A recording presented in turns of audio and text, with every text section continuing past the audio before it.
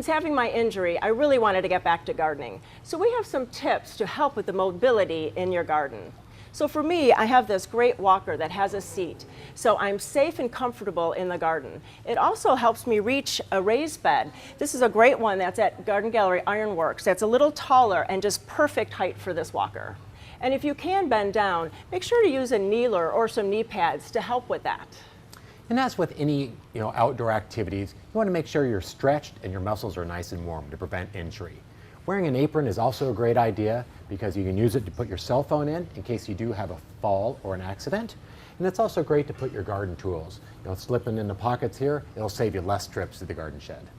And speaking of tools, Jan McNeelan has a great tip for long-handled tools. She uses pipe insulation on that handle, and then it helps with the grip, and it's also less stress on your hands. And if you have one of these grabbers, it is a wonderful tool to have in the garden. It can pick up anything that you've dropped, and you don't have to bend over. Some other great tools to look for are ergonomic tools. These are a couple from Fiskars.